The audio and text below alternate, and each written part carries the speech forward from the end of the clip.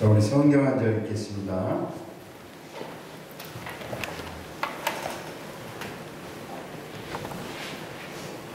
이사야서 54장 11절. 이사야서 46장 11절이요. 제가 기성은 1025쪽입니다. 이사야서 46장 11절 찾으셨습니다. 한 목소리 함께 읽겠습니다. 시작. 내가 동쪽에서 사람 날짐승을 부르며 먼 나라에서 나의 뜻을 이룰 사람을 부를 것이라. 내가 말하였은즉 반드시 이룰 것이요 계획하였은즉 반드시 시행하리라. 이사야서 피셨으니까 이사야서 55장 5절. 이사야서 55장 5절. 이것도 한 목소리 읽겠습니다. 시작. 보라, 내가 알지 못하는 나라가 내가 부를 것이며 너를 알지 못하는 나라가 내게로 달려올 것은 여호와 내 하나님 곧 이스라엘의 거룩하신 이로 말미암으니라. 이는 그가 너를 영화롭게 하였느니라. 아멘. 예, 저를 위해 기도해 주셨지만 여러분한테 안수기도 또 받고 싶습니다. 오른손을 쭉 뻗으셔서 이 손바닥이 제 입술을 정확히 묻혀주시고, 하나님, 이 시간 우리의 생각으로 하나님의 말씀을 풀기를 원치 않습니다. 하늘문을 여시고 성령으로 기름 부어 주시옵소서. 아멘. 그래서 성령의 메시지를 듣게 하여 주시옵소서. 김대현 목사를 통해서 성령님 강한 기름을 부어 주시옵소서. 아멘. 왼손은 우리 속사람에 이렇게 대십시다. 권세 있는 입술로 화면으로 활짝 열고 하나님께서 나를 향하신 하나님의 음성을 듣도록 우리가 속사람한테 내 권세 있는 입술로 명령하는 겁니다. 오른손은 저를 위해서, 또 왼손은 우리 각 사람을 위해서 1분 정도 뜨겁게 기도하고 말씀 듣겠습니다. 함께 기도하십니다. 하나님 아버지 하나님 감사합니다. 오늘도 주님께서 저희들 모아서 찬양하고 경배하고 예배할 수 있고 기도하게 하시니 감사드립니다. 주님, 이 시간 하늘문을 여시고 성령으로 충만케 기름 부어 주시옵소서. 아버지 당신께서 이 땅을 인도하실 그 하나님의 열정을 계속해서 저에게 부어주시고 말씀하시고 깨닫게 하시고 순종할 수 있는 믿음을 갖게 해주시옵소서. 주님, 당신의 나라 소속 이 땅에 있는 우리를 소원하고 간청합니다. 간구합니다. 주님께서 속한 이 가운데 에덴 동산이 이루어지고 모든 피조물들도 에덴의 향기로 가득가득 채워지기를 소원합니다. 이를 위해서 주님의 성령의 기름 부으심과 예수 그리스도의 보혈의 피가 필요합니다. 주님 역사하시옵소서. 이 시간 우리 속사람 가운데 우리의 권세 있는 있음을 명령합니다. 하나님께서 나를 향한 계획하심에 순종하지 않고 순종하면서 선포하고 순종하면서 아버지 놀라운 하나님의 영광을 깨닫게 보시도록 이 시간 마음에 활짝 열고 하나님의 음성을 듣기를 소원하오니 말씀하시옵소서.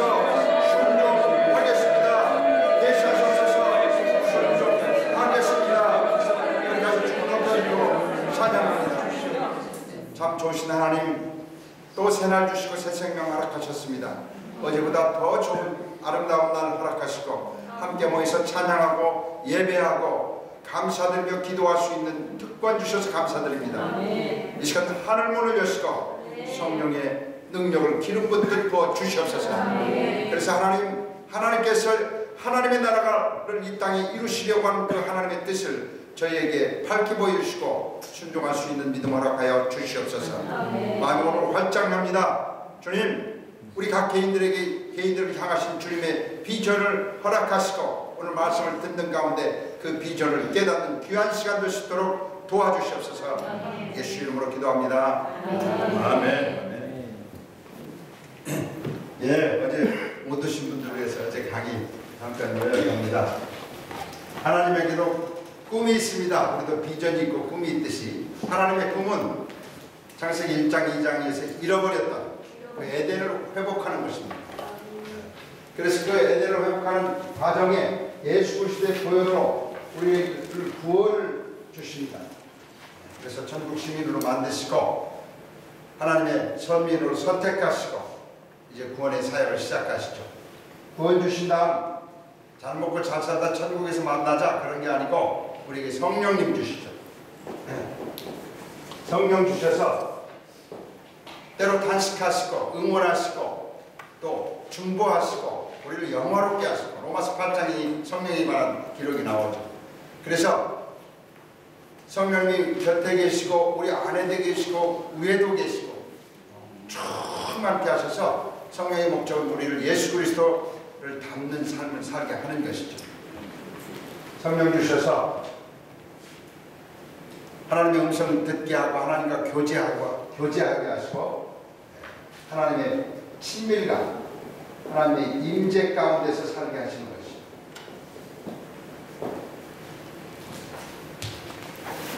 예수님도 사역도 보면 항상 하나님께서 함께 임재하셨습니다. 하나님이 임재하셨습니다. 동의하시죠? 또 우리가 쉽게 볼 수 있는 사도 바울도 하나님의 임재가 있습니다. 항상 주의 성령과 동행하죠. 그것을 다른 말로 표현해 보면 사도 바울 가운데는 에덴이 회복된 상태였습니다.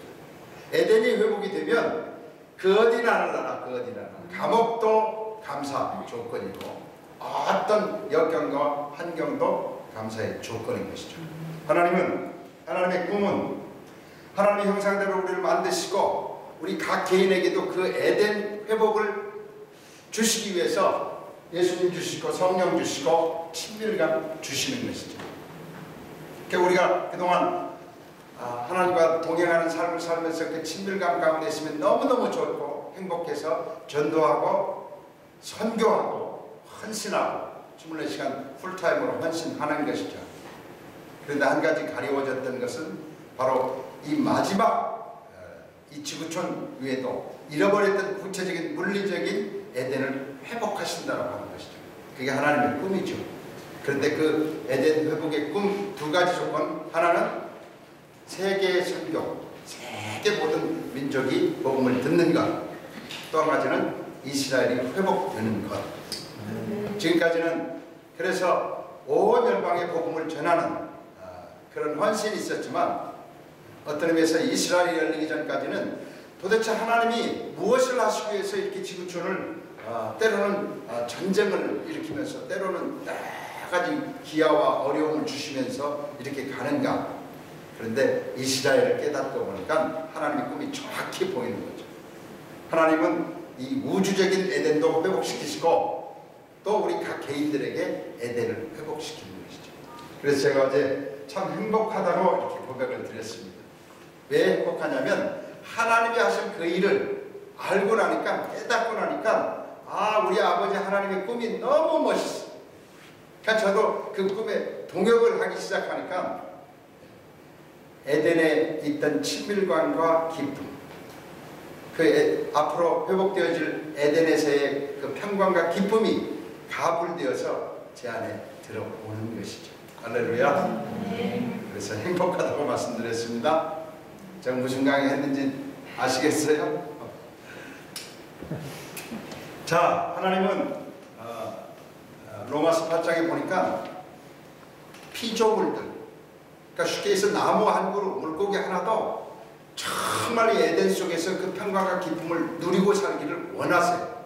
피조물들이 하나님의 아들들이 나타나는 것을 원하는 거죠. 무슨 아들들이에요? 그 마음 가운데 에덴이 회복된 하나님의 자녀들이 나타나기를 원하는 것이죠. 도대체 말도 못하는 그런 유생물들, 물고기들, 나무들에게 에덴이 왜 회복되기를 원하셨을까? 하나님의 에덴은 바로 사자와 뱀들과 어린아이들이 함께 노는 모든 하나님이 만드신 피조물들이 다 주님이 원하시는 기쁨과 평강과 행복 속에서 살기를 원하시는 것이죠. 할렐루야. 바로 이 놀라운 인류 역사 6,000년 동안 하나님께서 그 에덴 회복을 위해서 열심히 달려오셨는데 우리가 더 기쁘고 행복한 것은 이제 마지막 그 에덴의 회복에 이제 아주 끝자락에 와 있다라고 하는 것이죠. 그래서 어쩌면이 아니고 거의 확실시되게 우리가 살아 생전에 에덴이 회복되는 것을 볼 수 있다. 저는 이렇게 믿습니다. 소망을 가지십시다. 제가 어느 날 예수님 대표 홍성만 목사님하고 대화를 하는데 그분이 120살까지 살고 싶대요. 제가 그래서 듣는 순간 아이고 욕심도 많으셔라. 근데 왜 제가 그런 생각을 했느냐면요, 교회 열심히 다니지만 권사님들한테 오래오래 사세요, 한 80, 90살 된 권사님들한테 그 얘기를 하면요 기뻐하는 거니라 욕이다, 욕. 그래. 그래서 저도 한 80세 때까지 이렇게 살다가 어느 날 하고 죽는 게 참 큰 행복인 줄 알았어요. 그런데 에덴의 회복을 꿈꾸다 보니까 이건 정말 120살까지 살아야 되겠다. 120살. 제가 막 카운트를 하니까 120살까지 살면 충분히 주님 다시 오시는 걸 볼 수 있습니다. 이제 좀 걱정스러운 표정으로 보지 마시고 오래 삽시다. 아멘. 하나님은 우주적인 에덴도 회복하시지만 오늘을 사는 우리에게 지금 현재 그 회복된 에덴을 선물하시기를 원하시는 것이죠. 그래서 우리가 사도 바울 보면 그 어디나 하늘나라듯이 우리도 오늘 이 시간 정말 행복한 에덴을 누리시면서 강의 들으셨으면 좋겠어요. 저만 즐거운 게 아니라 제가 어제 또 그런 강의를 하고 나니까요 막 에스컬레이터 같아요. 오늘 또 너무 신바람이 나. 에덴이 다 회복된 것 같아요. 이스라엘 막 회복 안 돼도 저한테 막 회복이 다 됐어요. 할렐루야. 이렇게 사십시다. 우리가 복음, 저도 복음 열심히 전해보니까요 복음의 핵심은요 내 안에 주님께서 주신 이 생명력이 막 차고 넘칠 때 전도가 되죠. 그냥 예수 믿고 천당 가서 이러면 요새는 안 돼요. 그러니까 저는 에덴의 회복은요 너무너무 내 삶 속에도 중요하다. 우리 가족이 에덴이 회복이 되고 우리 교회가 에덴이 회복이 되고 우리 나라가 에덴이 회복이 되고 하나님은 2048년까지 에덴이 회복이 될 텐데 그때까지는 좀 괴로워도 좀 참고 살자 이런 하나님이 아니시라는 거예요. 그래서 제가 믿음은 바라는 것들의 실상이다. 우리가 에덴 회복을 위해서 기도하면 그 에덴은 가불되어서 우리 삶 속에 들어온다. 그래서 IMS 잘 오셨다는 거죠. 자, 그런데 제가 또 한 가지 행복한 것은 우리나라를 좀 이렇게 생각을 해보니까요 우리나라가 아주 놀라운 나라라는 거죠. 제가 첫 시간에 잠깐 우리나라에 대해서 이것도 역사학자가 보면요 굉장히 황당한 얘기라고 할 수 있지만 믿음의 눈으로 보면 정말 이 한국에서 태어난 것이 얼마나 기쁜지 모르겠어요. 저는 참새 한 마리가 떨어져도 하나님의 뜻이 아니면 떨어지지 않는데 오늘 우리가 지금 이 IMS가 한국에서 열리고 있다라고 하는 사실이 얼마나 큰 축복입니다. 자, 저는 아리랑 노래에서부터 이제 제가 이 이스라엘 비전을 갖게 됐는데요. 아리랑 아리랑 아라리요 아리랑 고개로 넘어간다. 나를 버리고 가시는 님은 심리도 못 가서 발병이 난다. 유석근 교수님은 이 노래를요 인류 최고의 찬송가라고 얘기합니다. 아리랑 아리랑 아리랑은 알이랑 알은 얼알엘 하는 하나님을 예표한다라고 하는 것이죠. 하나님이랑 하나님과 함께 하나님. 그래서 우리 민족은 창세기 10장 25장 셈의 후예가 벨렉과 욕단의 그 쌍둥이 형제가 있었는데 벨렉은 그 지금 가나안 땅에 남아가지고 아브라함의 5대 조상이 되고 욕단은 창세기 10장 25장에 보면요 동쪽으로 스발 평야로 갔더라라는 성경 말씀이 나오죠. 근데 그분은 이 스발 평야를 시베리아 평야로 보고 동쪽으로 욕단 벨렉의 형제가 동쪽으로 가서 나라를 세웠다 이렇게 풉니다. 물론 이것은 굉장히 오래된 얘기고 소설적인 얘기지만 저는 믿음의 눈으로 보면요 이게 하나님께서 마지막 때 에덴 회복할 그때에 서쪽에 있는 형제와 동쪽에 있는 형제가 하나 되어서 에덴을 회복한다라고 그렇게 믿고 싶습니다. 그런데 이 욕단의 뜻은요 작은 자라고 작은 자. 그래서 이스라엘의 별명이 지극히 작은 자고 욕단도 작은 자. 그런데 이 욕단 후예들이 특징은 뭐냐면 밝은 곳을 좋아하는 거예요. 밝은 곳을. 해가 뜨면 동쪽으로 밝은 곳을 따라서 가고 그래서 알타이 산맥, 무슨 파미르구원 또 이런 산맥들을 건너오면서 아리랑 하나님과 함께 고개를 넘어간다. 산을 넘어온다라고 하는 것이죠. 왜 왔을까? 저는 그렇게 믿고 싶어요. 마지막 때 하나님이 쓰시기 위한 숨겨둔 백성. 그래서 동쪽으로 와서 한 나라를 세우는데요. 그게 바로 우리 단군의 조선 이렇게 조상이라고 유석근 교수는 그렇게 풀어갑니다. 자, 여기까지는 굉장히 이제 소설 같은 얘기인데, 자, 1977년도에 이건 이제 논문들이 발표가 되기 시작합니다. 12월 후에 영국 왕립천문학회에서 동방박사 세 사람에 대해서 연구를 하기 시작했어요. 그런데 동방박사 왕들이 헤롯 대왕을 만나고 이제 헤어지면서 다시 예수님께 경배하고 오겠다고 하고 헤어집니다. 근데 동방박사들이 천사의 이끌음 받아서 다시 동방으로 돌아가 버리니까 헤롯 대왕이 2살 이하의 어린아이를 다 죽입니다.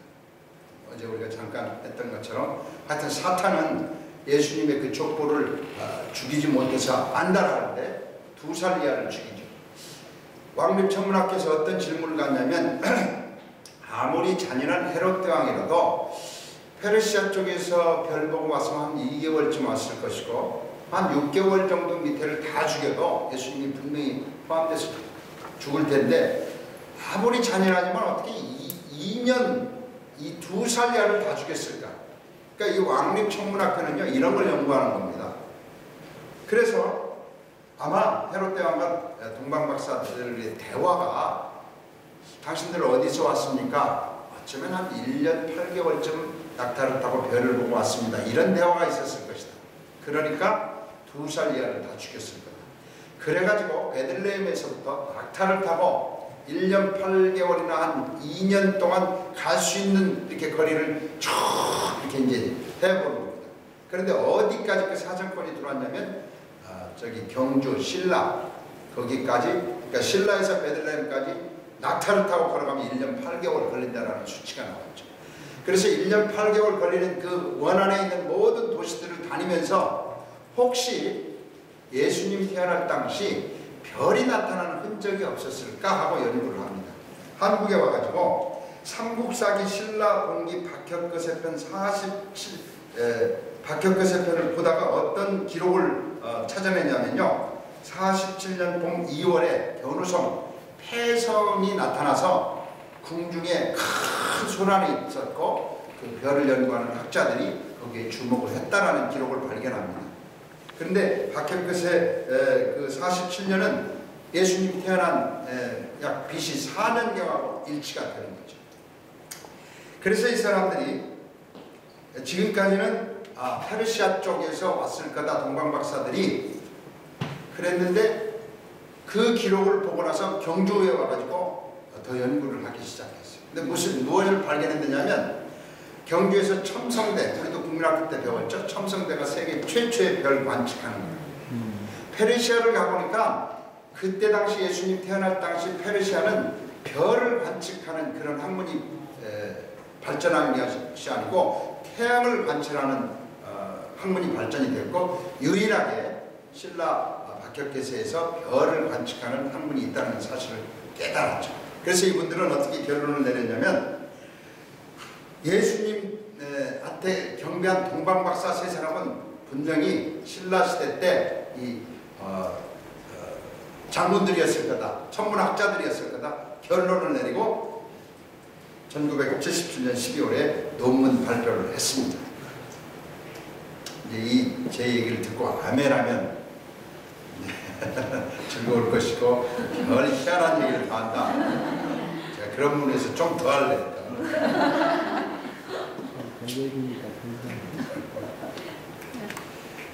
자, 제가 이 얘기를 듣고요. 동방박사들이 자, 이때 당시는요. 어떤 성경의 어떤 글자 한자 한자들 다 의미가 있는 거죠. 황금, 유황, 몰약 이 세 가지를 가지고 갑니다. 이거 이제 제가 묵상합니다. 하나님, 왜 동방 박사들이 세 가지를 갔을까요? 주님께서 말씀하세요. 황금은 실제 재정이다, 재정. 돈을 갖고 간 거예요. 그 돈은 어디에 쓰였는가? 예수님 태어나셔서 애국으로 피난 갈 때 노잣돈으로 쓰셨고요. 또 한 가지 황금의 의미는 권위입니다. 권위. 당신은 우리 왕입니다. 왕입니다. 그다음 유황은요, 예배입니다. 예배. 저는 제가 이 동방박사의 선물을 보면서 한국에 정말 다른 어떤 나라에 비해서 예배가 지금 창궐합니다. 창일합니다. 교회마다 드럼이 있고요. 제가 세계 이렇게 여행 다니면서 교회 많이 다녔는데 정말 예배가 없어요. 예배가 없어요. 겨우 있는 게 천주교 뒤에서 성가하는 그거 한 정도. 우리나라는 정말 예배가 있는 나라죠. 하나님이 바로 이때를 대비해서 예배를 이렇게 주십니다. 자, 동방박사 세 번째 선물입니다. 몰약입니다. 몰약은 방부제, 썩지 않는 겁니다. 저는 이것을 생명력이라고 설명하고 싶습니다. 이 동방박사 세 사람이 이때 예수님을 예배하러 갔는데 이것은 어떤 것을 예표하냐면 바로 이 마지막 때 동방의 코리아가 황금과 유향과 몰약, 예배와 생명력과 당신들은 우리의 제사장입니다. 어제 제가 담임 목사님 말씀을 드렸는데 당신들은 우리의 담임 목사님입니다 하고 가는 우리를 예표했다라고 합니다. 자, 하나님은 우리나라를 이 마지막 때 쓰기 위해서 여러 가지로 사인을 주셨어요. 근데 제가 보니까요, 이 사인들도 예를 들어서 단군신화, 제가 단군신화를 좀 읽어보니까요, 정말 천신제를 드리고 노아의 후예들이 이제 홍수가 그치고 나서 하나님을 예배했던 그 모습들이 우리 한국에 와서 그대로 재현이 됩니다. 그런데 이 믿음이 없이 보면요, 전부 신화로 보이고 그것은 그냥 어떤 우상숭배로 보이는 것이죠. 기독교인들조차도. 그런데 하나님의 주시는 그 예된 회복의 안경을 보면요, 하나님은 이미 우리나라를 마지막 때 예배하는 나라로 인치시고 준비시켰다고 합니다. 자, 한자가 누가 만들었을까? 여러 가지 학설이 있습니다. 근데 가장 지금 힘을 받는 게 동이족이 만들었다고 하죠. 동이족, 동쪽의 오랑캐가 만들었습니다. 중국의 북경에서 보면 동쪽은 우리나라 백두산을 얘기합니다. 그런데 이 오랑캐들이 한자를 만들었는데 한자가 처음 스타트는 약 한 500자가 됐다고 해요. 그런데 이 욕단의 후예들이 한자를 만드는데요, 다른 거 만들 게 없어요. 노아의 홍수 때부터 있었던 하나님의 사역을 가지고 상형문자를 만듭니다. 상형문자. 예를 들어서요, 사람 인자를 쓸 때 아담이 있었고요, 하와가 있었어요. 이래서 사람 인자가 됩니다. 그래서 모세오경에 있었던 천지창조에 있었던 하나님의 역사를 어떻게 쓰든지 자기네가 글씨로 적어서 이렇게 흘려보내는 게 동이족이 만든 글자예요. 그러니까 이 500자를 보면 창세기에 있던 창세 설화들이 그대로 나타납니다. 자, 원래 에덴 동산은 사람이 2명이었는데 노아의 홍수 때는 8명이 돼요. 8명이. 그래서 사람 인자가 이렇게 좀 바뀝니다. 그래서 8팔자가 되면서 여기서부터 모든 글자가 만들어지기 시작하죠. 이 8명이 비를 피하려고 동굴에 들어가면요, 이게 불혈자가 돼요. 그리고 동굴 안에 있던 이 8명이요, 기계를 들고 밖으로 사냥 나가면 동굴이 빈다고 해서 빌공자가 돼요. 이렇게 연산작용으로 나가서 이렇게 가는 것이죠. 자, 하늘과 땅을 다스리는 이 세 분인데 성부, 성자, 성령이 있는데요, 이분이, 이건 제 얘기입니다. 하천자가 나오면 한자에서는 에덴 동산을 기억하는 거예요. 하늘과 땅을 다스리는 성부, 성자, 성령 하나님이 에덴을 회복시키려고 하고자 하는 분이 신이에요. 우리는 귀신 신사지만 우리 크리스찬은 하나님 신으로 읽으면 되죠. 그래서 하나님은 이 에덴 동산을 하늘로부터 하나님의 나라가 이루어지도록, 이게 동이족, 우리 욕단의 후예들이 만든 글자입니다. 자, 흙의 사람들이 이게 생기를 불어넣어서 걷게 한다. 그래서 이게 만들 조자죠. 제가 이걸 좀 공부를 하다 보니까요, 한자 500자에는 창세기 모든 글자들이 다 들어있죠. 이 사람들이요, 자기 나라 이름을 짓습니다. 자기 나라 이름을. 어떻게 이름을 짓느냐? 저는 여기서 이제 너무 감격하는 거죠, 이분들이. 아침에도 십자가가 있고 저녁에도 십자가가 있는 게 아침 조자예요. 아침 조자. 그리고 어린 양 예수를 믿는 고기들의 모임의 나라. 그래서 이게 조선이라는 나라를 만듭니다. 감동을 하셔야겠는데 우리 욕단의 선조들이요, 이게 하나님의 계시입니다. 사실은 이분들이 성경도 없었고, 그런데 이분들이 조선이라는 단어를 만들어요. 저는 이 단어만큼마다 왜 우리나라가 십자가가 이렇게 많은지 제가 깨달았어요. 하나님의 은혜입니다. 하나님. 우리나라 최초의 이름이 고조선이라고 하죠. 고조선. 그래서 이거를 외국 사람들이 읽어보니까요, 초선에서 과거사 초선. 이게 지금 외국 사람들이 북조선 할 때 초선이라고 그래요. 근데 이것은 선택된이라는 영어 단어. 과거 분사죠. 믿읍시다. 저는 이런 단어 보면 너무 행복해. 제가 행복한 이유를 알겠죠. 제 아내가 이런 얘기하면 옆에서 좀 비웃는데, 비웃거나 말거나 저는 행복해요. 자, 하나님은요, 이렇게 우리 민족을 선택해 나가기 시작해요. 자, 우리가 배달결례라고 그래요. 배달결례. 이게 이제 이두식 표현으로 박달결례인데요. 박달. 우리 민족은요, 밝은 곳을 좋아해요. 박달은 밝은 곳이고 달은 양달, 응달 할 때 곳이에요. 그래서 우리 조상은 항상 밝은 곳을 찾아가요. 놀라운 것은요, 그 이시조선 고려 때 큰 농경사회를 이루면서도 꼭 흰옷만 입어요.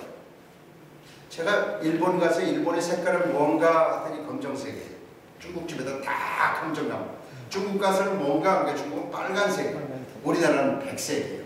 왜 그럴까? 하나님이 요한계시록 7장 이룩하시다. 마지막 때 흰옷 입은 사람들이 온 열방이다. 이제 두 번째, 우리는 이스라엘은 담임 목사님, 우리는 부목사님이에요. 부목사님. 예표된 자.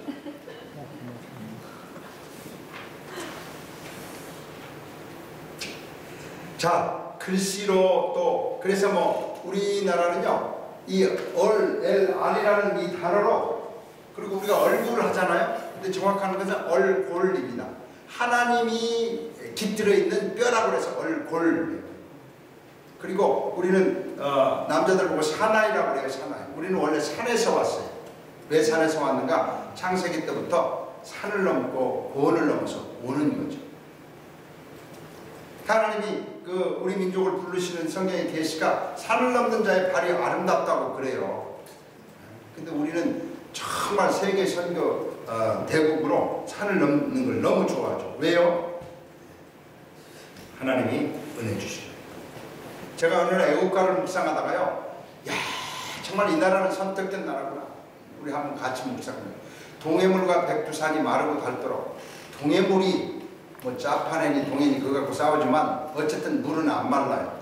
백두산이 마르고 닳도록 안 말라요. 그 얘기는 영원토록. 하나님이 보호하사 우리나라 만세.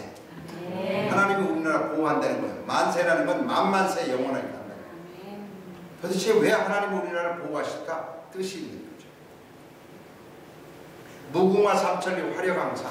무궁화는 학명이 어떻게 되나요? 로즈 오브 샤론. 샤론의 장미예요. 그것은 바로 예수님을 얘기합니다. 무궁화 삼천리 화려강산. 우리나라는 예수님 믿는 그 교회가 삼천리를 더듬는다고 우리가 날마다 동해물과 백두산이 무궁화 삼천리. 이런 찬양을 드리는 애국가가 없죠. 대한 사람 대한으로 길이 보전하세요. 우리나라가요, 이 아주 우리가 고등학교 다닐 때 과장법이 심하다고 했어요. 이 한자도 이게 큰 한자거든요. 큰 나라라는 거예요. 근데 이것도 부족해서 큰 대자를 해놨어요. 그래서 대한민국이 제가 요새 이걸 받아들여요. 왜요? 왜 크냐면 마지막 때 구원을 완성시킬 정말 영적으로 큰 나라. 아멘. 제가 얼마 전에 노암 핸드린 교수님 모시고 저도 처음으로 경혈을 하는데 나와서 몇십 년 만에.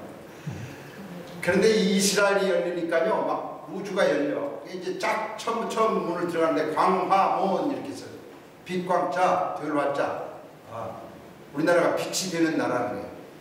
그런데 두 번째 문을 딱 하니까 흥례문, 주의 윤례가 흥하는 나라라는 거죠.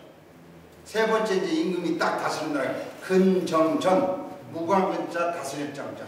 예수님이 오셔서 다스린 그 궁이라는 거죠. 그 뒤로 가보니까 경회로 예수님 다시 오셔서 다스리시다가 거기서 잔치 벌이려고. 이게 도대체 누구 머리에서 나왔을까? 저는 그날 제가 이제 그 노암 핸드링 교수한테 그분은 이제 이스라엘에서 성서 대학장인데 제가 막 여기 이제 주님 재림하시면 경외로 오실 거라고.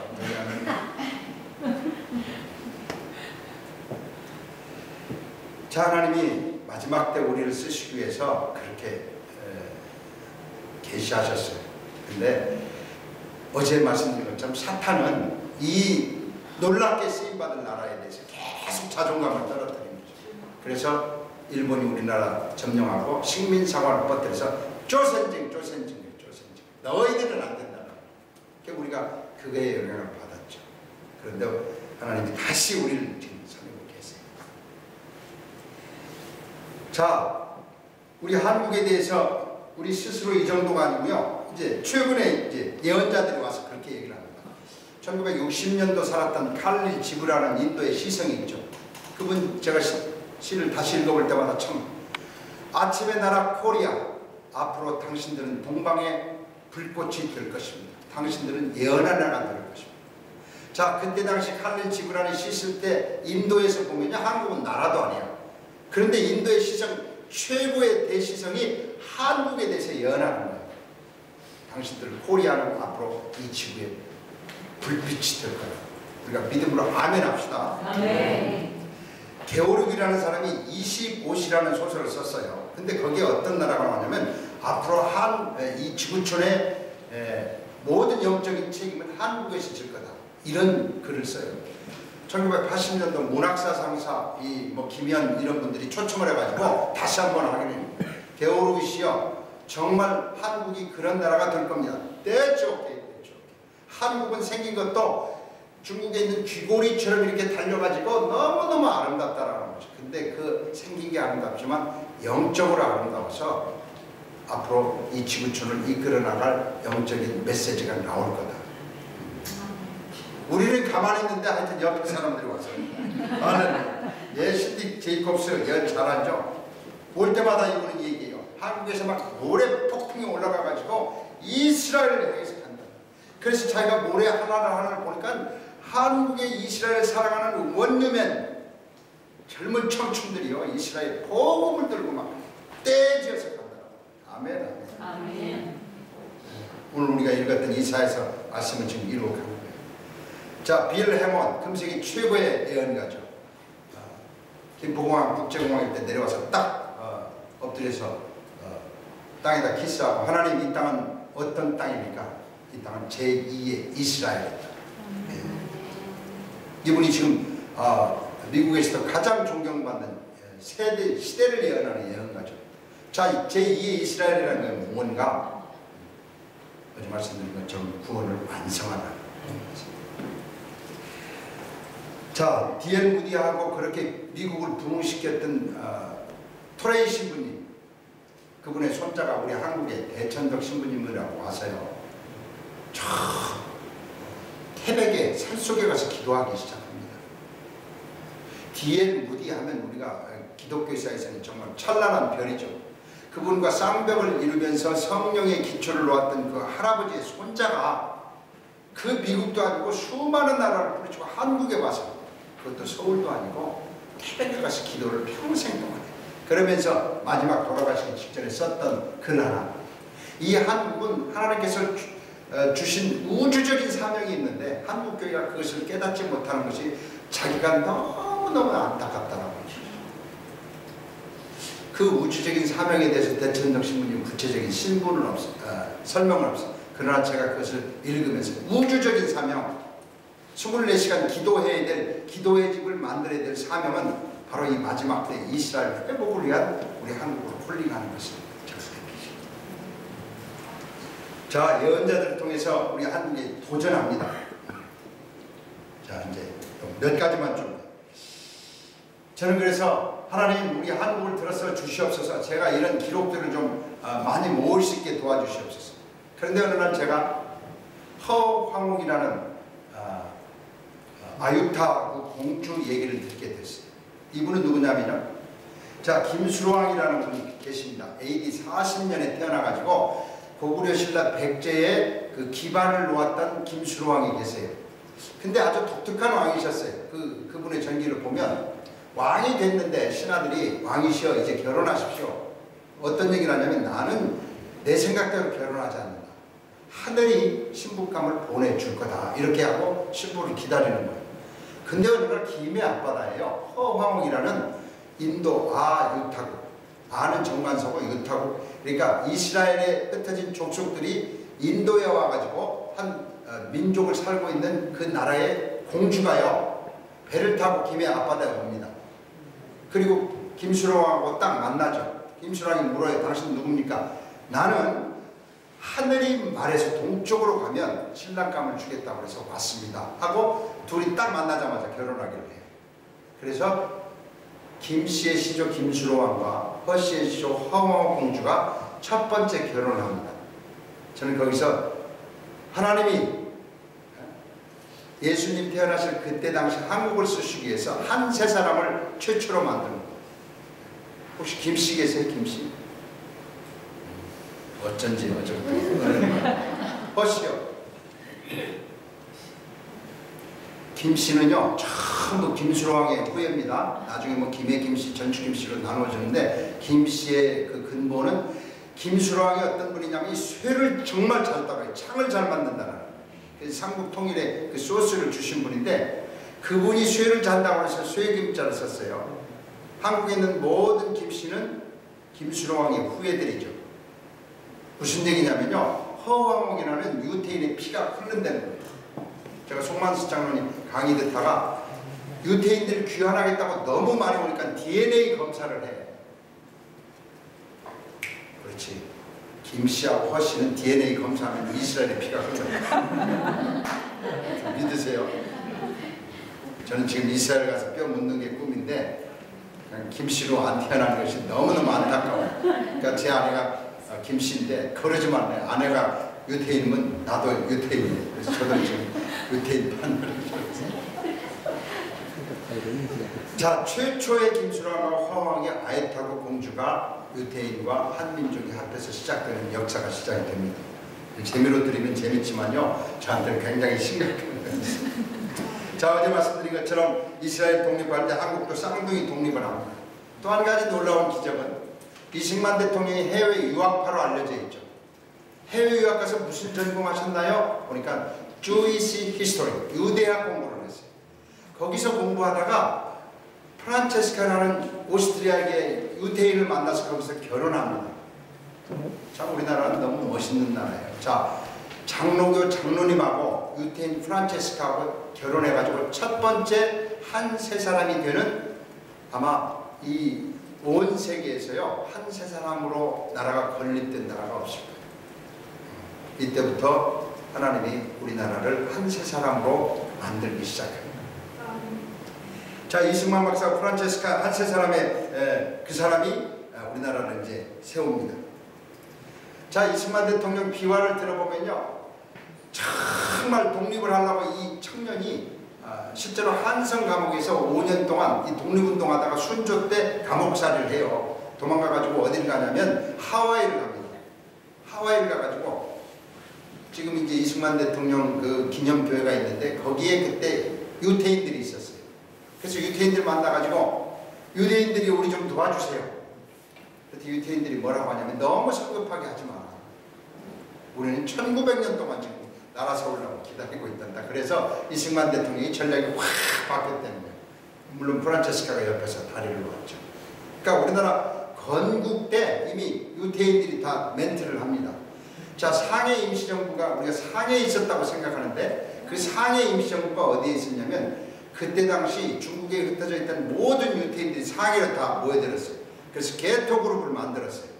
근데 한국에 있는 청년 한 20명이 와가지고 나라를 독립한다고 막 하니까 무슨 소리냐, 우리도 독립하려고 하는데, 그래가지고 상해 임시정부 그 사무실을요 유대인 개토 속에다 보호를 해줬어요. 놀라운 일입니다. 상해 임시정부 사람들이 초대 전부 장관들입니다. 하나님이요 우리나라 초대 장관들을 다 보호해가지고 우리나라가 태어나게 됐어요. 자, 1945년 이제 우리나라가 독립이 되고 3년 동안 신탁통치를 합니다. 근데 거기 신탁통치 대장이 하지 중장이라는, 나이 드신 분들은 아마 들어봤을 거예요. 이 하지 중장이 누구냐면요, 미국에서 유태인으로 살았는데 법학을 공부한 현역 중장이었어요. 한국에 왔습니다. 한국이 이제 독립을 시작하니까 거기서 민법, 형법, 상법을 자기 친구들을 다 불러가지고 한국의 법을 만들기 시작합니다. 제가 이것은 서울법대 최종국 교수님이라는 데 강의를 한번 들었는데요. 지금 우리나라 법은요, 그때 하지 중장 유태인 율법학자들이 만들었기 때문에 어디에 내놔도 이 한국의 법은 정말 손색이 없답니다. 왜? 유태인들은요 율법을 어릴 때부터 배웠기 때문에 법 만드는 데 선수를 하는 것이죠. 자, 하지 중장이 우리나라를 어여삐 여기서 이제 대학교를 하나 만들자고 경성제국대학을 만들었어요. 그리고 교훈을 만들자 그렇게 기도하다가 베리타스 룩스메아, 진리는 나의 배, 유대인들이 가장 암송하기를 좋아하는 시편 말씀을 서울대학교 교훈으로 정합니다. 지금도 베리타스 룩스메아. 제가 이 사실을 알고 서울대 교수들, 학생들한테 베리타스 룩스메아가 어디에서 나와서 아는 사람이 아무도 없어요. 진리는 나의 빛. 예. 우리나라는요 하나님의 진리는 우리의 빛이에요. 그 서울대 교훈도 우리가 해석을 해줘야 돼요. 제가 이승만 대통령에 대해서 안타까운 게요, 이호 목사님이라는 분이 지금 이승만 대통령 하는데요, 이 영적인 사람을 이해할 수가 없어요. 이해할 수가 없어요. 그러니까 정말 부정적인 것만 보여요. 자, 이제 결정적인 하나님의 보호하심이 하나 더 있습니다. 1951년 6.25 사변이 터집니다. 우리나라 낙동강 전투까지 밀려져서 이제 거의 망하기 직전입니다. 그런데 갑자기 하나님이 미국 대통령을 바꾸세요. 아이젠하워 대통령이 사선됐다가 3개월 만에 죽습니다. 그리고 트루만 부통령이 대통령이 돼요. 이 트루만 대통령은 유대인들을 아주 아끼는 사람이고 묵상을 하는 사람이었어요. 그런데 한국 대통령이 한국 전쟁이 나니까 그 국회에서 한국은 우리 간섭하지 말자, 너무 멀다. 어느 날 묵상하는데 아니다, 트루만 너가 한국을 구해줘야 된다, 이런 음성이 들립니다.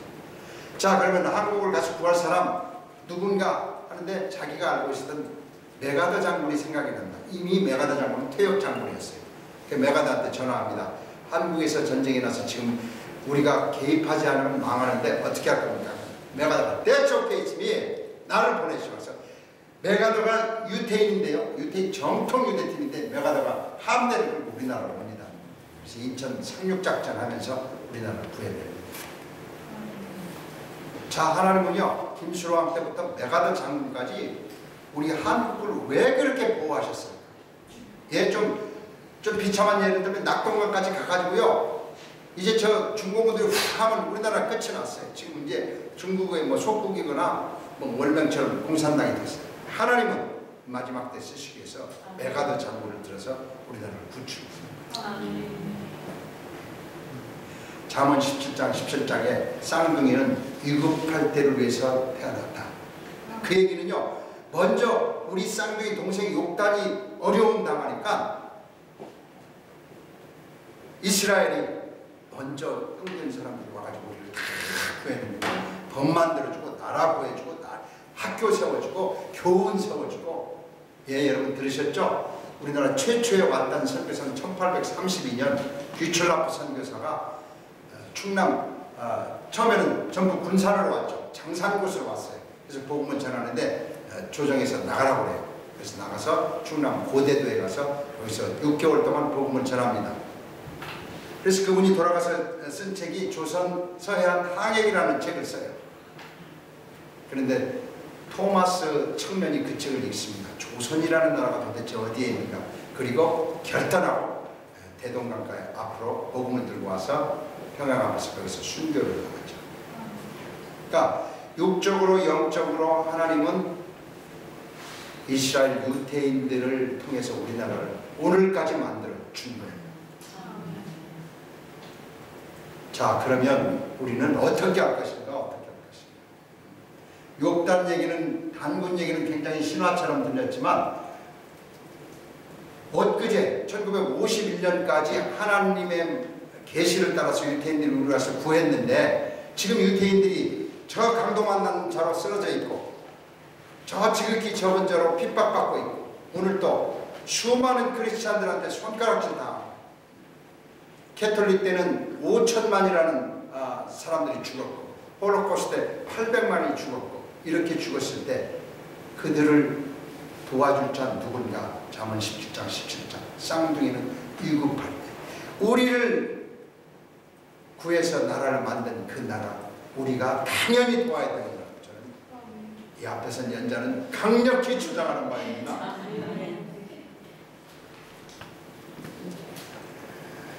이사야서의 핵심 구절들 이사야서는 이스라엘 회복에 대해서 아주 집중적으로 말씀을 하는데 그 집중된 말씀 중에서도요 가장 핵심의 말씀은 오늘 읽었던 동쪽에서 너희들에게 복음을 들고 올 것이다.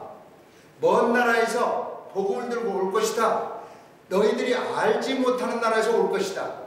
우리가 한번 동쪽으로 한번 쫙 그려놔봐요. 자, 이스라엘 동쪽에 바로 이란이 있고 이라크가 있고 아프가니스탄 있고 뭐 키르기즈스탄이 있고 중국이 있고 우리 한국이 있고 일본이 있죠. 앞으로 물론 이스라엘 회복은 이 동쪽의 나라들이 연합해야 되지만 거기에 중심 국가는 바로 이승만 대통령 메가더 하지 중장이 우리를 세웠던 그 바로 코리아 조선이라는 나라. 조선 선택된 민족, 배달 민족. 요한계시록 7장처럼 신혼 입은 백성들, 우리 민족들. 하나님은 한 가지 흔적 하나에다가 우리에게 말씀하고 계시는 거예요. 우리가 아멘하고 순종하면요 선택된 민족. 제가 그래서 이스라엘 품고 나서 노블리스 오블리제라는 말을 정확히 알게 됐어요. 선택된 자에게 책임이 있다는 거예요. 하나님 우리 선택하셨어요. 어떤 책임? 예, 마지막 때 에덴을 회복해야 될 그 책임. 근데 그 에덴의 회복은 온 열방의 복음, 이스라엘의 회복. 누가 할까? 바로 chosen people, 대한조선. 우리 IMS 스쿨 그래서 훈련 받으신 분들이 기치를 들고 나갑니다. 하나님께서 우리나라 100대 나라에서 유일하게 가난한 나라에서 선진국으로 된 유일한 나라 우리 한국에 대해서 얘기하는데 왜 하나님이 그렇게 축복 주셨을까? 우리 한번 잠깐 되돌아보죠. 정말 우리가 선한가요? 우리가 아름다운 사람들인가요? 예, 우리가 9시 뉴스 보면 우리의 정체를 알 수 있어요. 뭐 내세울 게 없어. 그런데 내세울 게 없는 지극히 작은 자 우리를 들어서 이 마지막 때 쓰시기 원하신다. 선택된 자에게 책임. 아멘. 저는 지금 IMS 학생들을 위해서 기도 열심히 해요. 무슨 기도냐면 듣고 화내지 마세요. 이 땅에 뼈묻지 않고 이스라엘에 뼈묻게 도와주시옵소서. 제 기도 제목 만명의 초선 피플 대한민국 모든 에인마인드 몰더스 정치, 경제, 사회, 문화를 대표하는 수많은 사람들이 우리에게 은혜를 준 이스라엘을 위해서 그 땅에 가든지 온 열방이 흩어져서 이스라엘의 생기를 불어넣자. 하나님께서 그러면 우리의 기도를 드시고 에덴을 회복하실 것입니다. 할렐루야. 잠깐 한 5분 쉬고요. 하겠습니다. 하나님, 한 2개월 전에 제가 정말 그 김씨의 시조를 가서 만나고 얼마나 행복했는지 몰라요. 근데 거기 그 허황 그 공주가요, 우리 올 때 한 돌을 5개 정도 갖고 왔어요. 근데 허황 그 묘 앞에 돌이 지금도 있습니다. 근데 놀라운 게 그 돌이요 빨간색이 이렇게 그 빛나는 그 돌이에요. 그러니까 벌써 이미 예수 그리스도의 보혈의 그 피를 가지고 왔다고 저는 그렇게 해석하고 싶은데, 지금 그 김병노라는 교수님이 허황옥 아주 그 책도 쓰시고요. 열심히 하시더라고요. 근데 제가 보기에는 그분이 기독교적인 관점에서 접근을 안 하니까 별로 재미가 없고, 그래서 김해에 가면 김씨하고요 허씨가 결혼을 못합니다. 예, 김수로왕이 아들이 열이 있었는데요, 너무 그 허황옥 아내가 현명하니까 첫째 왕은 김수로왕 다음 왕을 하고 둘째 셋째한테 허씨를 줬어요. 그러니까 김해에 가니까 김씨하고 허씨는 같은 본이기 때문에 결혼을 못한다. 그리고 이제 김해 분들이 그런 프라이드가 있더라고요. 제가 노무현 대통령이 그렇게 막 프라이드가 있는 했더니 김수로왕의 그 흐름이 있다고 하는 거예요. 그래서 우리는 철기 문화를 완성시킨, 지금으로 얘기하면 아주 가장 강력한 어떤 무기를 만든 그 자긍심이 대단하더라고요. 자, 한번 가보시기 바라고요. 이제 제가 이스라엘을 이렇게 나누다 보니까요, 우리 객관적인 사실들을 처음에 이렇게 공부하고 할 때는 참 감동이 돼요. 그런데 또 그 얘기를 계속 듣고 책을 한 50권 정도 읽으면 되게 또 그 소리가 그 소리고, 그래서 제가 제일 만나고 싶었던 사람은요, 이스라엘을 품고 기도해서 그래서 어떤 삶을 살고 계시는가, 이게 제일 궁금했어요. 그래서 어제 제가 말씀드린 대로 정말 이스라엘 회복이 되니까 그 친밀감 때문에 내 안에 에덴이 회복이 되고, 그 에덴의 회복은 생명력이더라, 생명력. 그래서 성경에서 보니까 사도 바울이 그랬고, 예수님이 그랬고, 모세가 그랬고, 그래서 우리도 그 뒤를 따라간다. 이제 그렇게 정리를 하고, 그러면 임대현 목사의 삶 속에서 어떻게 변했나, 어떻게 변했나, 그거를 좀 이렇게 나누겠습니다. 여러분도 제가 어제 오늘 강의한 거는요, 우리 IMS에다가 올릴 수 있죠. 네. 제가 이거 다 하여튼 올릴 테니까 혹시 참고가 되시면은 제가 오늘 아까 그 아리랑 민족도요 같이 올릴게요. 한번 보시면서 이렇게 묵상을 해보시면 좋을 거예요. 우리 한번 넘겨주실래요? 자, 예수님이 이 땅에 오셨습니다. 우리의 죄 때문에 오셔서 피 흘리고 돌아가셨습니다. 자, 다음이요. 이제 주님 재림하시면은 사탄을 무적행에 빠뜨리고 천년 왕국을 통해서 이제 영원한 나라를 준비하시는 것이죠. 송만석 장로님 그 IBS 교재에서 제가 그대로 카피해 넘어갑니다. 그 다음이요. 자, 하나님은요 나무로 표현을 하면 이런 나무가 되기를 원하셨어요. 처음에 어떤 나무냐면, 자, 이스라엘 그 뿌리요, 아브라함의 후예들이죠. 그래서 저 튼튼한 뿌리를 내리고 그 아브라함의 피, 다윗의 족속에서 예수님 태어나시는 거예요. 예수님 태어나셔서 예수를 믿는 사람들은 죄사함을 받고 이렇게 풍성한 나무가 되는데, 왼쪽에 이스라엘, 오른쪽에 이방교회가 저렇게 한 나무로, 저렇게 풍성한 나무로 바라시는 게 하나님의 꿈이셨죠. 저게 에덴 회복이라고 말씀합니다. 그런데 현실은 어떤가? 네, 다음이요. 자, 현실의 나무를 보면 이스라엘은요 예수님이 없어요. 그냥 아브라함의 뿌리만 있지 예수님이 없으니까 생명력이 들어갈 수 없죠. 저쪽 한쪽에 빈약하게 서 있는 저 나무는요 지금 2만 명 정도 예수 믿는 사람들이라고 보면 되죠. 저기 지금 풍성한 나무가 되어 있고, 자, 그럼 이방 교회는 어떤가? 콘스탄티누스 대제 때부터 그 숙성된 유대인의 뿌리를 다 잘라내가지고요 흡수할 영양분이 없는 거죠. 예수님은 밑에 이방 교회도 역시 저 나무가 저렇게 시들시들. 제가 제일 마음 아픈 게 특히 그 복음이 시작되었던 스페인이나 영국이나 프랑스 쪽 가보면요 정말 절해요. 교회 흔적도 없고, 제가 제일 마음 아팠던 게 스코틀랜드 가서 존 낙스 그 옆에 교회 보면서, 존 낙스는요 정말 멋있었더라고요. 종교개혁을 하신 분이었지만 뭐 엘리자베스 여왕이 와가지고 뭐 거기서 예배드리고. 근데 그래서 제가 물어봤죠. 엘리자베스 여왕은 어디 가서 예배드립니까? 하고 했더니 그 가이드가 갑자기 무슨 인스피레이션이 나는지 거기를 가봅시다 했는데 한 6평 정도 돼요. 엘리자베스 여왕 때문에 남겨둔 교회예요. 거기 스코틀랜드에.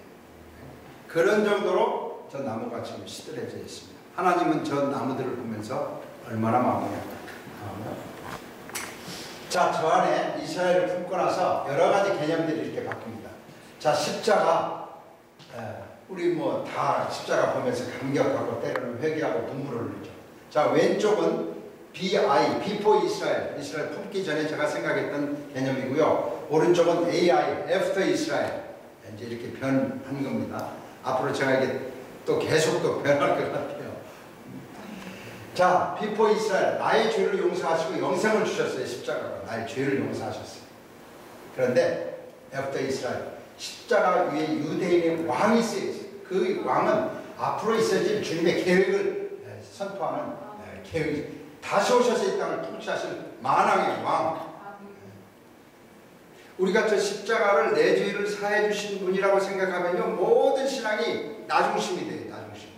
그러나 다시 오셔서 왕으로 다스리시는 왕, 그러면 모든 신앙이 하나님 중심으로 돼요. 자, 화목제로 돌아가셔서 하나님과 막힌 담을 허무심, 에베소서 2장 16절이죠. 예, 십자가 생각할 때마다 우리의 죄를 없애시고 하나님과 우리를 화목케 하셨다. 화목케 하셨다. 에베소서 2장 16절인데요.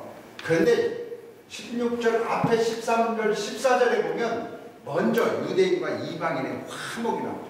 십자가를 지신 것은 유대인과 이방인이 먼저 화목하기 위해서 십자가를 지셨다는 거죠.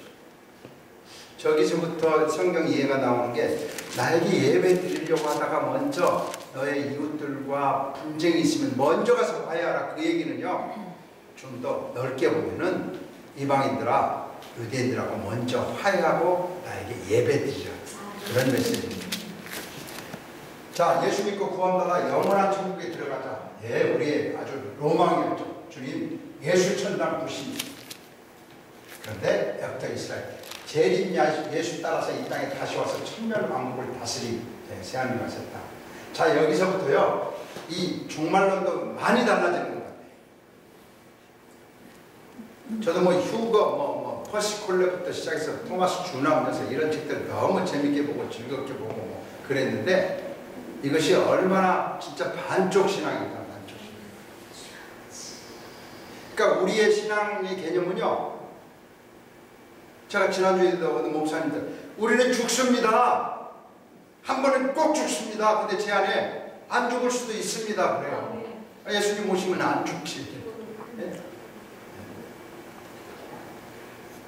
우리가 예수 믿고 구원받아 천국 가는 것이 목표였는데, 이제는 주님 나라 하나님의 왕국이 이 땅에 건설이 되는 것이 우리의 목표가 되는 거죠. 그 목표가 달라지면서 제 안에서는요, 정말 신앙이 확 달라집니다. 제가 이거 하나씩 보니까 이 설교 한 편이 되더라고요. 다음요. 자, 하나님의 개념도 바뀝니다. 하나님은 창조하시고 구원하시고 성령 주셔서 예수님 닮게 하시는 우리 아빠, 아버지셨어요. 그런데 After 이스라엘, 예수님 재림 준비를 바쁘시고요, 세계 선교 이스라엘을 회복하시고 에덴을 회복하시기 위해서 바쁘십니다. 뭐 우리한테 지금 예수님 닮게 하는 것, 하나님의 입장에서 보면 지극히 적은 일이고, 하나님의 큰 그림은 어서 속히 에덴 회복해서 70억 인구가 정말 기아도 없고 분쟁도 없고 정말 독사와 사자들이 함께 노는 그런 나라를 하고 싶은 그 하나님입니다. 천국으로 어서 오라고 손짓하는 아버지. 썩어진 장망성 이 땅에서 너무 그렇게 애쓰지 말고 빨리 와. 이렇게 생각이 됐던 하나님이요, 이 땅을 에덴 동산으로 만들려는 꿈을 가지시고 한 시간도 늦추지 않고 우리에게 사랑하라 하시는 큰 그림만 보이시는 추상적이십니다. 하나님을 그렇게 열심히 믿었지만 항상 하나님은 저한테 굉장히 멀리 계셨고 추상적이셨어요. After 이스라엘, 구체적인 사랑을 끊임없이 보이신 하나님의 이름으로 위하여 이스라엘 회복. 예, 하나님은 에덴 동산을 위해서 구체적인 노력들을 하세요. 예, 그 속에 이스라엘의 역사를 보면 얼마나 하나님이 구체적으로 일어나요. 예를 들어서 드레피스 사건 하나 가지고도요, 하나님은 막 그런 사건이 날 때 그냥 에덴을 막 계시하시는데 귀가 막히고 눈이 막히고, 이스라엘만 귀가 막히고 눈이 막힌 게 아니고요, 같이 막히는 거죠. 이방인도 막히고. 뭐 하나님 이스라엘 수건을 벗겨 주시옵소서. 근데 우리가 더 큰 수건 쓰고 있습니다. 둘이 뭐 영적 전쟁한다고 둘이 서로 치고 펴고 하는 게 2000년 역사. 지구촌의 비극에 대해서 별로 관심 없으신 분, 예, 아프리카의 기아, 홀로코스트, 동성애, 이단 사살, 도대체 정말 이 지구촌이 이렇게 어려운데 하나님은 뭐 하십니까? 뭐 하십니까? 제가 그런 기도할 때 하나님이 무슨 소리냐, 근본적인 뿌리의 회복을 생각하시는 하나님이다.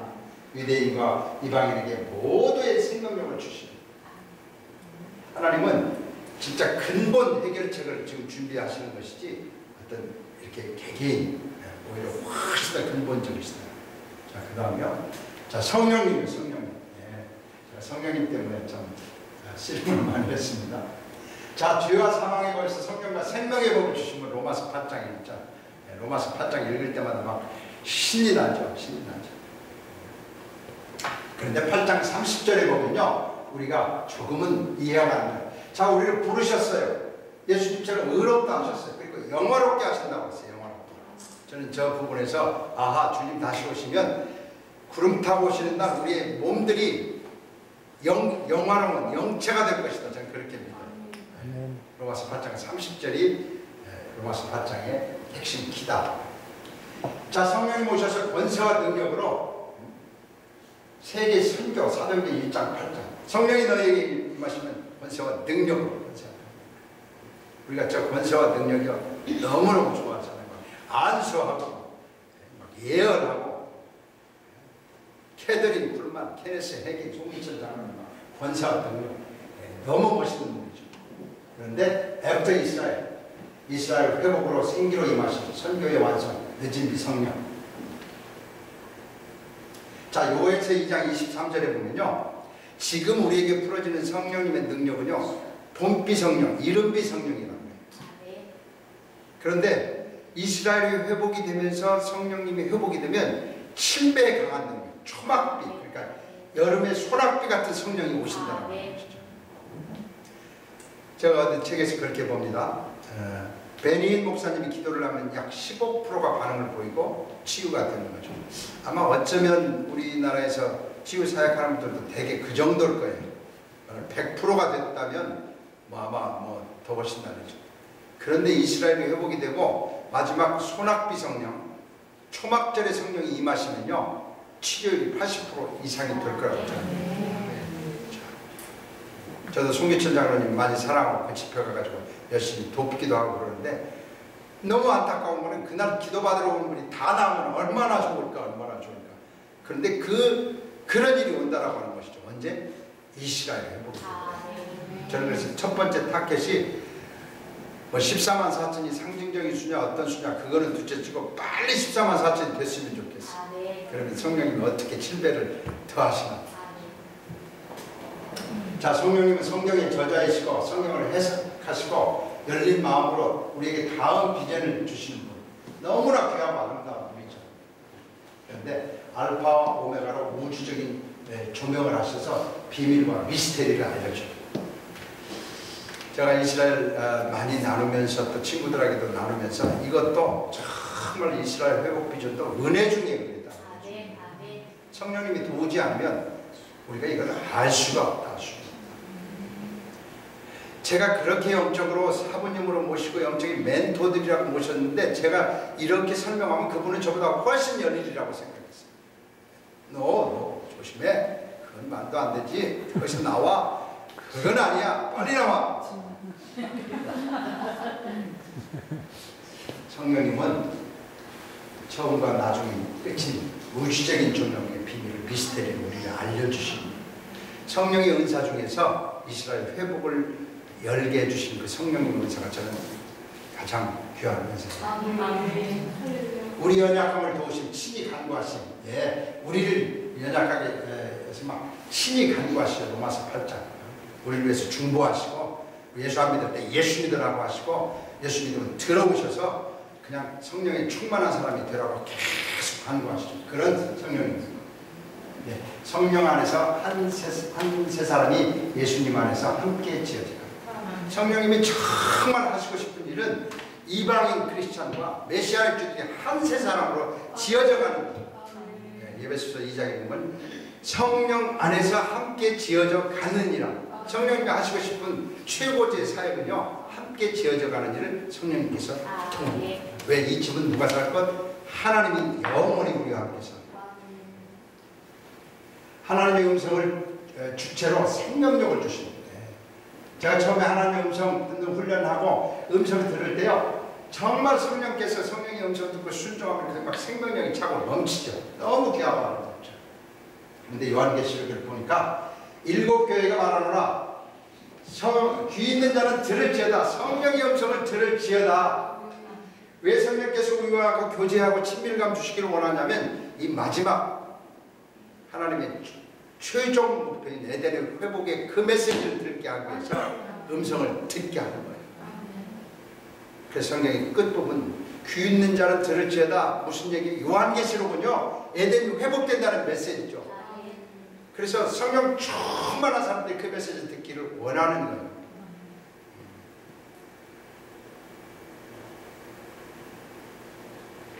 성령님의 그 메시지 전하기 위해서 우리가 교제하기 시작합니다. 자, 성경. 구약은 율법이고 신약은 은혜다. 누가 안 가르쳐줬는데요, 저한테 그랬어요. 어떤 목사님은 또 너무 구약 성경 설교 자주 하는 분 수상합니다. 조심하세요. 율법으로 구원받는다. 신구약은 한 권의 책이다. 믿음으로 구원받고 은혜다. 예. 신약구약은 믿음의 책이고 은혜의 책이죠. 은혜의 책이죠.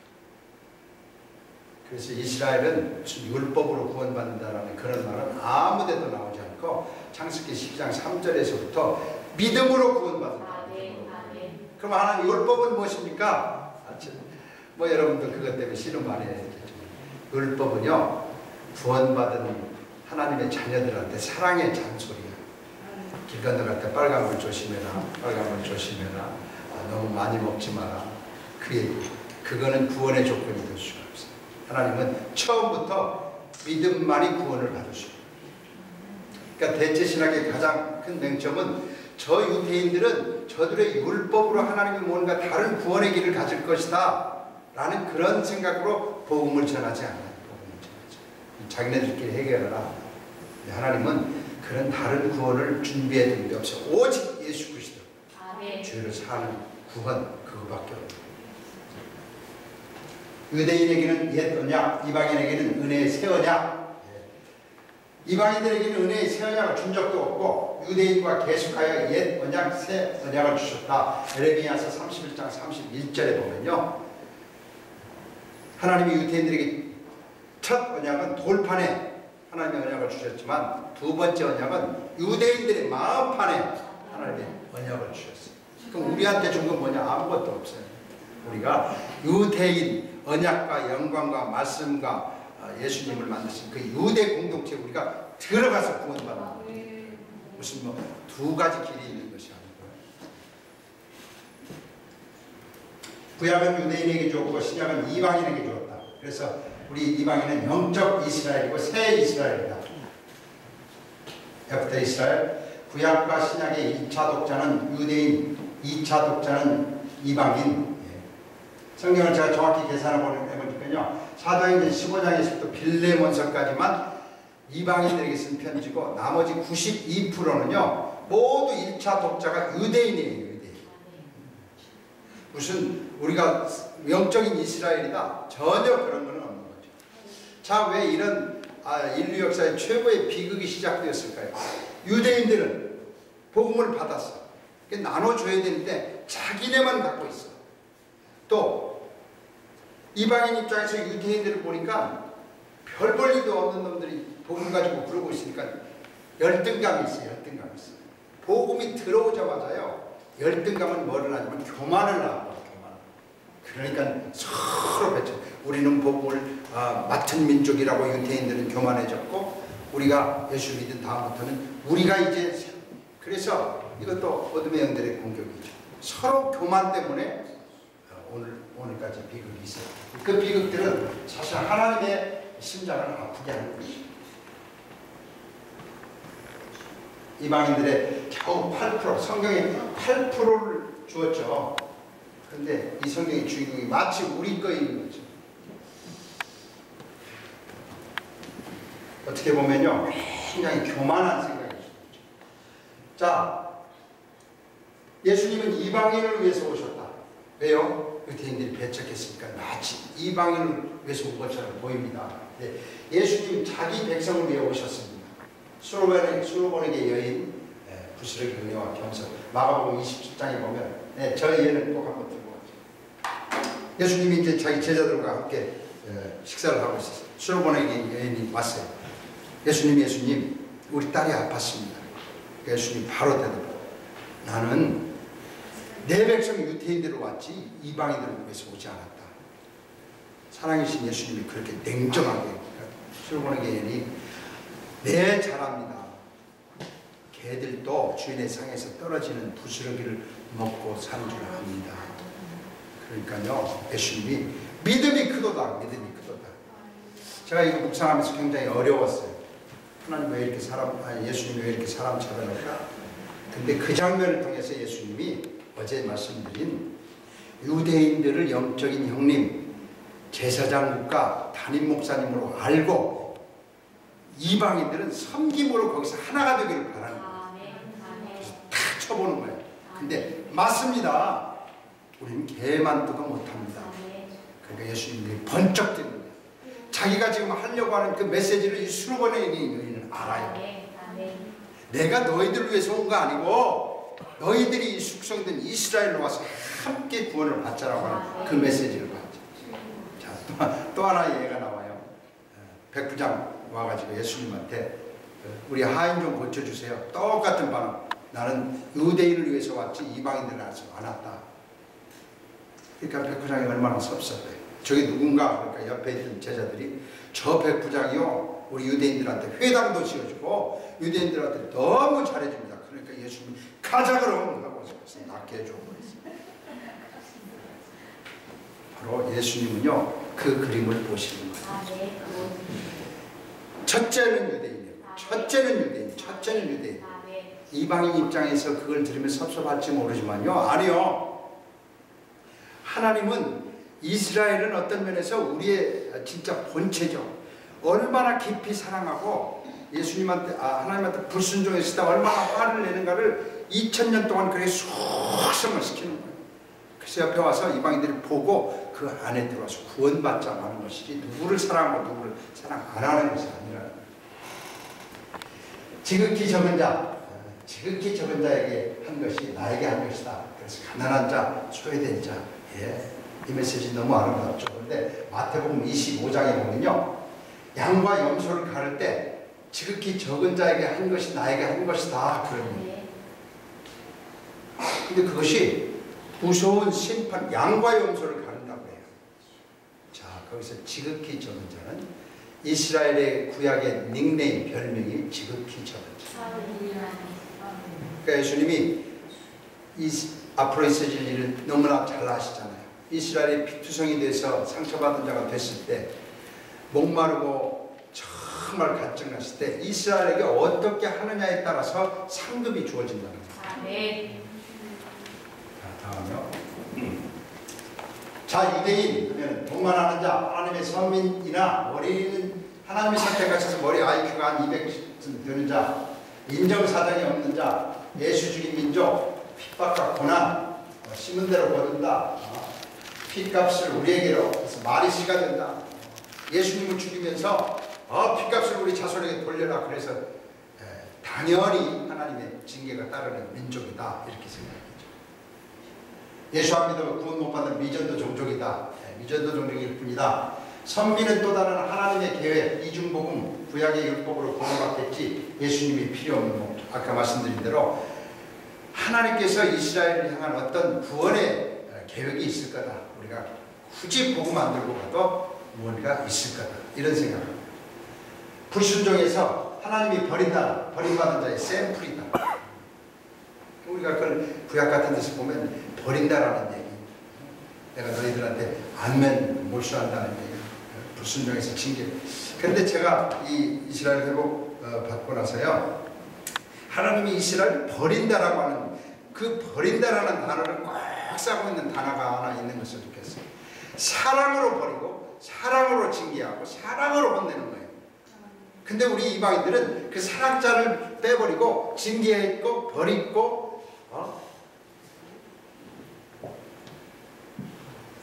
하나님이 버렸다라고 그렇게 받아들여요.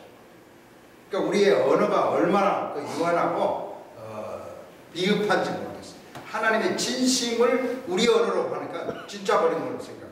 그게 대체 신학이 돼요. 자, 그 다음 유대인이 이렇게 바뀌죠. 이제 에프터 이스라엘. 지구촌의 담임 목사님이 유대인이었고 복의 근원이었다. 특히 횃불하냐 창세기 15장 17, 18절 보면요, 하나님이 아브라함하고 언약을 맺을 때 아브라함을 재우세요. 그리고 하나님은 자기가 직접 지나가. 근데 언약을 어기면 누군가가 죽어야 돼.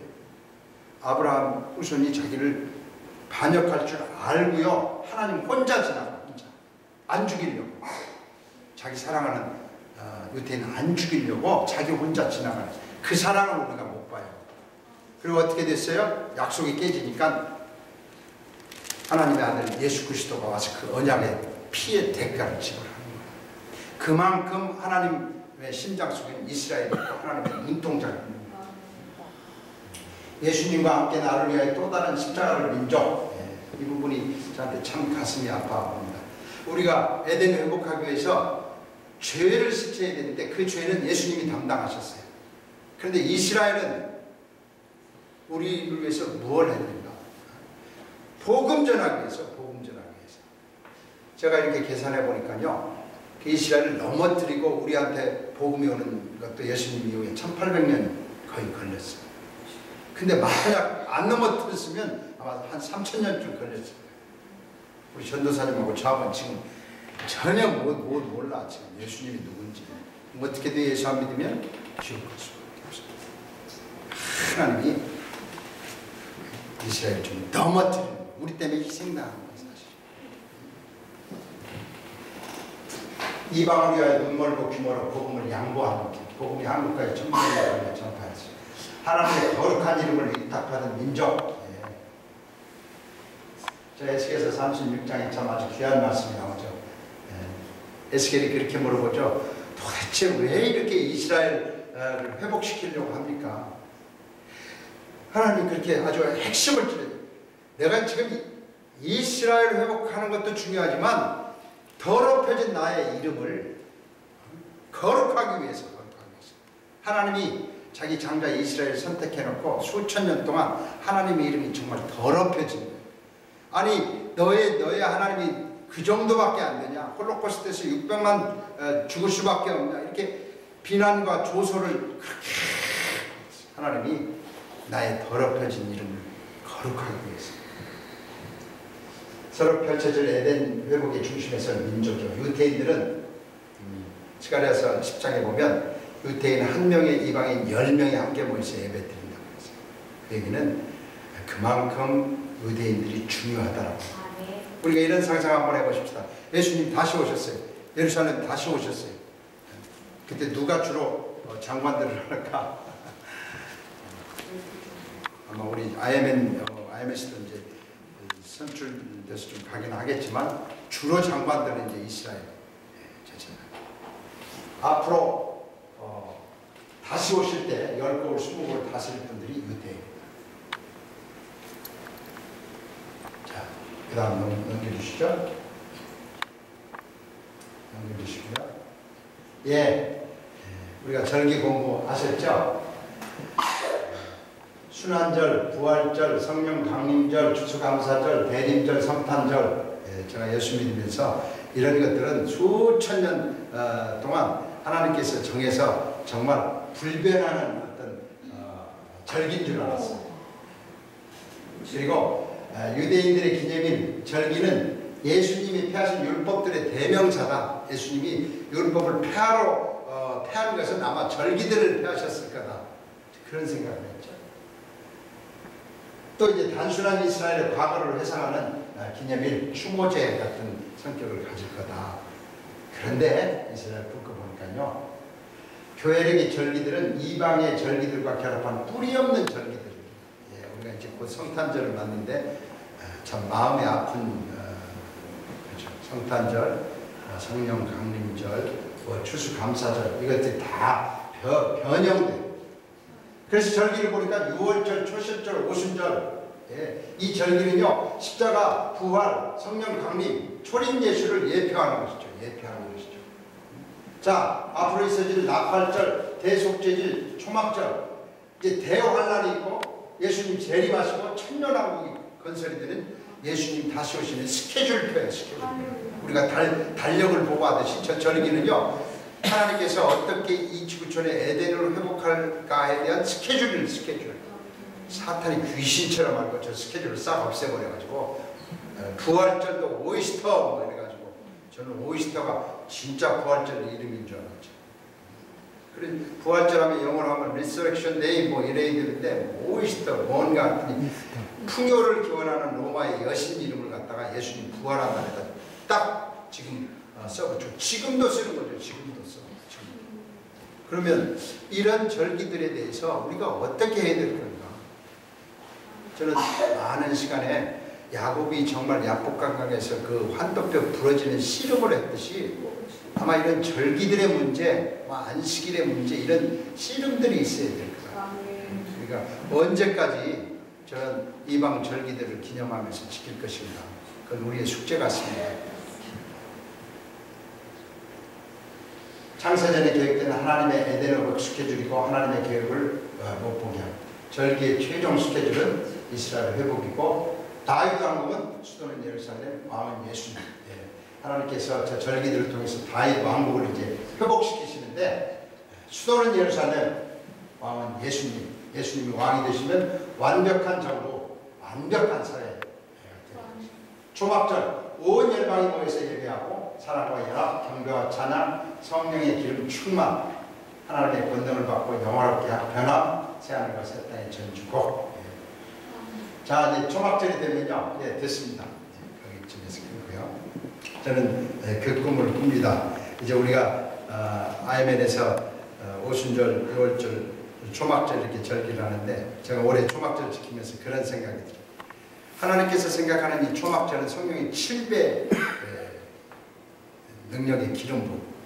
초막절 초청강사가 가지고 말씀 전할 때요 정말 7배 성령이 임하십니다. 거기에 있던 모든 잠병들이 싹 나와버려요. 그리고 너무 생명력이 강해가지고 이게 도대체 어디에서 오는 메시지인가? 기름 부음이 너무 강합니다. 저는 앞으로 주님 오시면 이런 일들이 나리라고 봅니다.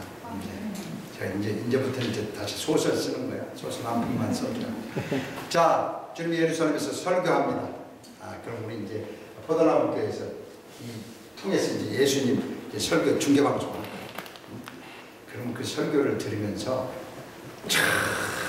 정말 놀라운 역사들이 나올 거예요. 모든 문제들. 에덴에는 사탄이 없으니까 슬픔이 없고 눈물이 없고 근심이 없어요. 설교를 듣고 가서 다음 주일에 친척들을 데리고 오는데요. 교회들이 미어 터지는 거예요. 디딜 자리가 없어요. 예수님이 와서 한 달만 설교하셔도 온 열방에 에덴에 있던 생명이 우리 전도사님 살아계실 때 2048년 전에 우리 그런 꿈 꿉시다. 한 번 사는 인생 그런 마지막 때가 가까이 왔다고 하는데 근데 그 키가 누구한테 달려있냐? 하나님이 갖고 있는 것이 아니고 우리가 갖고 있는 거예요. 하나님 어서 오십시오 하고 기도하면 오시겠다는 거예요. 어제 이와 다시 들으면서 말씀 마칠게요. 오늘 또 예수님은 다시 오시려고 아침 일찍 목욕 제배하고 아버지 오늘 제가 가도 됩니까? 아버지가 잠깐 기다려라. 글쎄 포도나무를 보니까 막 한 30명, 20명이 했는데 우리 이스라엘 회복의 그 숫자는요, 저는 7 곱하기 1000이에요. 지금 한 20명 앉으시는데 2만 명이 모였어요. 지금 여기 그만큼 중요해요. 2만 명이 모이신 데가 금방 가고 싶은데 저쪽 교회들이 아직도 멀었다. 아직도 멀었다. 그래서 오늘 또 아침에 예수님이 오실래다가 들어가 지금 또 쉬고 계세요. 내일 아침 새벽에 또 나와. 아버지 제가 가도 됩니까? 그런데 어느 날 이 IMS 스쿨이 그냥 온 열방에 퍼져가지고 바루카바 베세바누라 마라나타 주님 오시옵소서 하고 막 그 목소리가 정령광에 쫙 하늘나라로 가니까 예수님이 기다렸다 내가 간다 하고 병만 타고 쫙 오시는 거예요. 할렐루야. 그날이 곧 올 겁니다. 우리의 기도로, 우리의 헌신으로. 동방박사 세 사람이 황금과 유황과 몰약을 가지고 갔습니다. 저는 우리 한국교회를 다시 한번 마지막 때 동방박사로 부른다고 생각합니다. 황금, 주님 네 맞습니다. 주님은 한 분 우리의 주님이십니다. 그리고 우리 한국 부자 만들어줬기 때문에 우리 한국이 열정적으로 이스라엘에게 헌금하겠습니다. 유황, 정말 우리 한국교회 특별히 예수전도를 통해서 온 교회가 찬양의 춤을 올려보죠. 그 찬양 가지고 우리 이스라엘 가지고 더 섬기겠습니다. 몰약, 성령의 7배 기름 부으심 가지고 이스라엘 가서 섬겨서 그들 세우겠습니다. 우리 여기 동방박사 한국 여기 있습니다. 주님 저희 불러주십시오 하고 우리가 헌신할 때 주님 다시 오실 것입니다. 동방박사 예비되어 있고 예수님 다시 오실 준비되어 있고 그래서 우리 예루살렘에서 다시 만납시다. 할렐루야. 그렇게 하셔서 하나님께 감사합니다.